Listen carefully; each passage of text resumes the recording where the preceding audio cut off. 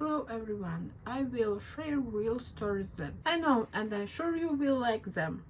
My name is Lena, and I grew up in a small, peaceful town in Northern California, a place where the air is fresh, the streets are lined with towering oak trees, and everything seems to be moving at its own pace.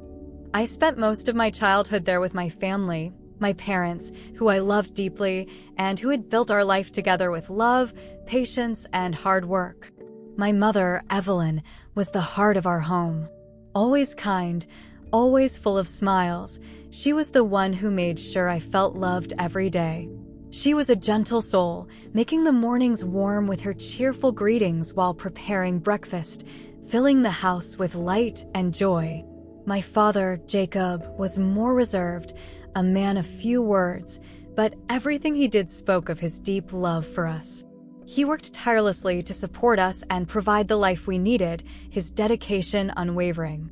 We lived in a small house, nothing extravagant, but it was filled with warmth and affection.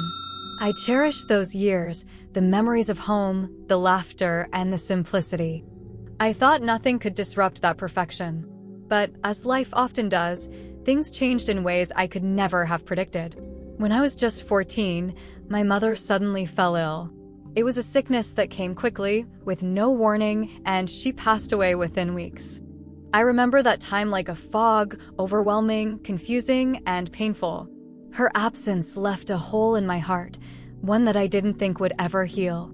I watched my father become a shell of himself, retreating into his own grief. The house, once filled with her presence, now felt cold and empty. Life went on, but everything was different. My dad and I continued our routines. He worked, I went to school, and we shared meals, but there was no longer any joy. The laughter that used to fill the house was replaced with silence. It was just the two of us now, but the bond we had seemed to fade with each passing day. When I turned 18, my father met Hannah, a woman he quickly grew fond of. I could see the light returning to his eyes, and even though I was happy for him, I couldn't help but feel a strange sense of unease.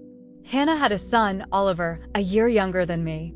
I didn't know how to feel about this sudden change in my life, but I knew that my father deserved happiness, and I wanted to try to make it work. However, I had no idea what would happen next.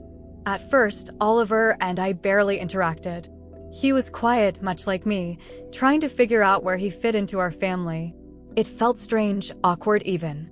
I wasn't sure how to connect with him, and the silence between us grew. Family meals became more uncomfortable as we both tried to adjust to this new dynamic. My dad and Hannah would sit at the table, chatting about their day, while Oliver and I exchanged occasional glances that held no real meaning but still felt significant. It was clear that we were both struggling. And even though Oliver didn't say much, there was something in his eyes that I couldn't ignore. At first, I thought it was just me overthinking things, but as time went on, I realized the tension between us wasn't just in my mind. There was an undeniable closeness that I couldn't explain. It wasn't long before our interactions started to feel strange. I would catch Oliver looking at me for just a second too long, his gaze lingering in a way that made my heart race. I didn't know if I was imagining it or if he felt the same way, but the tension was there, thick and real. The moments between us grew more frequent, simple touches, the way he would stand just a little too close, how he would help me set the table or pass me something. It felt almost too familiar, like the line between being a brother and something more was blurring. One evening, as my parents were downstairs watching TV, I was sitting in the living room, reading a book, when Oliver came in. He wasn't usually one to join me in the living room, but that night was different. He sat down next to me on the couch, just a little too close for comfort. I felt my pulse quicken as he leaned over, glancing at my book, his arm brushing against mine. I looked up, meeting his eyes, and there it was again, the unmistakable intensity in his gaze. "Lena," he said quietly, almost hesitating before speaking. "Do you ever wonder how things could be different if everything had turned out another way?" I didn't know what to say to that. The question itself made me uneasy. I nodded, unsure of how to respond, but my heart was beating faster now. The air between us had shifted, and I couldn't deny that the connection I felt wasn't just a sibling bond. Without thinking, I stood up and excused myself, telling him I needed some fresh air. I needed to clear my mind. But as I walked out into the backyard, my thoughts raced. What had just happened? Why did it feel like everything between us was changing? I couldn't shake the feeling that something had shifted between us that night. Oliver wasn't just my stepbrother anymore. He was someone I couldn't stop thinking about. And that thought scared me. The days following the incident in the living room felt like they had turned into a blur. The tension between Oliver and I had only grown stronger since that night. I couldn't stop thinking about the way his eyes lingered on me, the closeness we shared, and the strange, unsettling feelings it stirred inside me. It wasn't supposed to be like this. He was my stepbrother, and yet, the line between us had somehow become more complicated, more confusing. I tried to bury those thoughts. I tried to ignore them, telling myself that it was just a phase, that everything would return to normal soon. But deep down, I knew things couldn't go back to the way they had been before. The emotional connection we had developed seemed like a silent storm, one that neither of us dared to talk about, but that both of us felt. One weekend, my parents decided to go away for a short trip. The house was left in our hands. At first, I was relieved. It meant a few days without worrying about hiding my thoughts, without trying to act like nothing was wrong. Oliver and I were alone together. No one to monitor our interactions, no one to question the silence between us. That first night, we didn't talk much. We didn't need to. There was something unspoken between us, something both thrilling and terrifying. We sat in the living room, watching a movie, but neither of us paid attention to the screen. My mind kept drifting back to our last conversation, to the unspoken words that were lingering in the air between us. I kept glancing at Oliver out of the corner of my eye, and each time, I felt the same rush of unease mixed with something else. I couldn't deny it any longer. The way he made me feel, the way my heart raced whenever he was near, couldn't be ignored. This wasn't just a simple crush or fleeting attraction. It was something deeper, something far more complicated. As the night wore on, I found myself feeling more and more distant from my usual self. The confusion of it all was overwhelming. It was only a matter of time before things took a turn, and that's when it happened. Oliver stood up suddenly, his movements almost too quick, too deliberate. I looked up just in time to see him approach me, his gaze intense. He didn't say anything. He didn't need to. His actions spoke louder than words ever could. He knelt beside the couch, his presence towering over me. "Lena," he whispered, his voice low and careful, as though testing the waters. "We can't keep pretending, can we?" The weight of his words hit me hard, and I froze. I didn't know what to say. Pretending? What did he mean? Was he talking about the way we had been acting around each other?